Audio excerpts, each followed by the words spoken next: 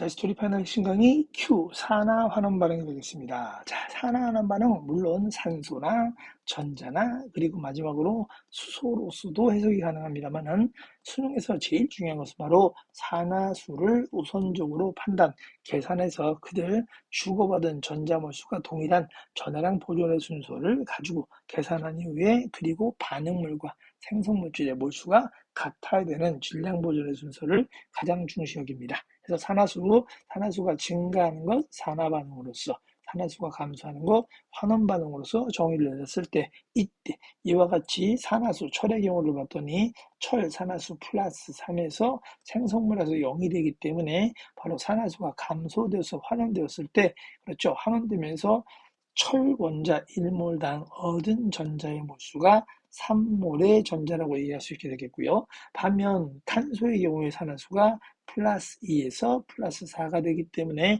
산화수 증가되어졌죠. 그래서 탄소 원자 1몰당 잃어버린 전자의 몰수가 2몰의 전자를 잃어버렸다 이야기하죠. 이때 전하량 보존의 법칙에 의해서 이때 2와 3의 최소 공배에서 6이 돼야 되기 때문에 2에는 3을 곱해주고 전자몰수 3에는 2를 곱해주게 된다면 철은 2몰이 그리고 탄소 몇 몰하고 3몰과 반응을 해야 되기 때문에 반응의 계수를 마저 맞춰볼 수 있게 된다는 것을 이해하실 수가 있게 됩니다. 자, 마찬가지 이와 같은 원리에 의해서 산화환원 반응식에서 같은 논리에서 산화환원식을 완성하는 방법이 쭉 나와져 있습니다만은 여기에 간혹 가다가 수소 양이온 또는 그리고 물의 존재가 나오는 경우가 많이 있습니다. 자, 그러면 우리는 이것을 어떻게 풀어야 되는 것인가 라고 이야기한다면 반드시는 아닙니다만은 대부분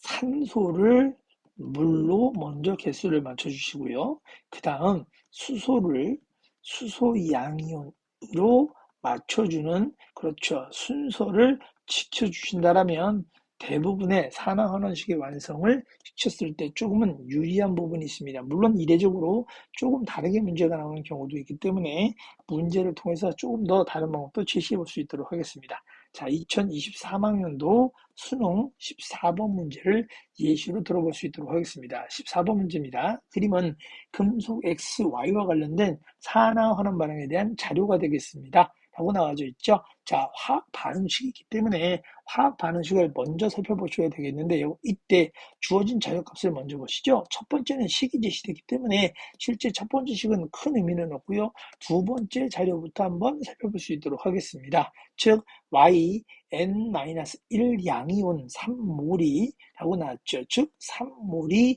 B의 개수가 된다면 이때 생성된 XN 플러스는 1몰이 된다. D가 1이 된다라고 이야기했습니다. 자, 이와 같이 동일하게 이야기하므로 결국 Y에 해당하는 값, B에 해당하는 값 3이 되겠고요. 그리고 개수 X만큼이 있어야 되기 때문에 1 하고 나왔을 때 여기 있는 A에 해당하는 값은 결국은 2분의 1이 되어줘야만 X의 개수가 맞아떨어진다는 것을 살펴볼 수가 있게 되는 거죠. 자, 나머지는 각 물질이 가지고 있는 산화수만 가지고 놓고 보겠습니다. 자, 일단은 첫 번째 가져가 볼까요? X2OMe-에서 X의 산화수를 임의로 제가 스몰 x라고 한번 가정을 해봤습니다. 자, 이렇게 됐었을 때 조금 전에 말씀드린 대로, 그렇죠, x1몰이 좀 전에 얘기한 대로 누구하고요, y하고는 3으로 반응한다는 것을 알 수가 있게 된 것이죠. 자, 그래서 이와 같은 값들을 모두 만족을 시켜주게 된다면 산소의 산화수는 얼마가 되기 때문에 마이너스 2로 저희가 일반적으로 알고 있게 된다는 거죠. 그러면 산소의 산화수 마이너스 2가 나올 수 있는 방법을 한번 살펴볼 수 있게 되겠습니다. 그러면 전체 전하량에 대해서 한번 살펴보신다면 전체 전하량 여기에 나와 있는 2 마이너스가 나오게 되는 방법이라면 이라는 거죠. 그러므로 당연히 산소의 산화수 X라고 얘기하기 때문에 이 X에다가 바로 산소의 산화수에 해당하는 마이너스 값을 더한 값이 바로 전체 전하량 마이너스 2가 된다는 것을 알 수가 있게 됩니다. 그럼 이 식을 간단하게 정리한다면 그러므로 X는요, 이항을 한다면 2m-1이 된다는 것을, 그렇죠, m-1이 된다는 것을 알 수 있게 되는 거죠. 연산에 조금 쉴 수가 있었습니다. 자, 그래서 x에 해당하는 값은 n-1에 해당된다라고 이해를 할 수가 있게 되겠습니다. 자, 그러면 여기 나오는 각각 반응물에 해당하는 y의 산화수와 그리고 x의 산화수에 각각 b는요 하면 y는 n-1이 되겠고요. x는 n-1이 된다라고 했었을 때 이들이 반응하는 b가 좀 전에 말씀드린 대로 x 대 y에 해당하는 값, 그렇죠? y가 3몰일 때 x는 1몰이 반응을 해야 되기 때문에 전하량 보존의 법칙에 의해서 3이 나와야 된다는 것을 알 수 있게 되는 거죠. 그래서 이 식을 보다 간단하게 정리해 주신다면 이 값은 결국은 m은 3n-2가 된다는 것을 알 수 있게 되는 것입니다. 그래서 이와 같이 전체 산화수를 계산하는 방법을 알아둘 수가 있게 되는 거죠. 그래서 x의 감소한 산화수를 현재 저희는 알 수가 없기 때문에 얼마만큼의 변화가 되는지는 모릅니다. 그래서 n-1로부터 즉 x에 해당하는 값이 n-1이라고 얘기했으니까 이 부분에다가 n-1로부터 다만 좀 전에 말씀드린 대로 산화수의 비를 가지고 3이 된다는 것을 두 번째 값을 적용을 해서 주어진 값에다가 써 먹었으니까요.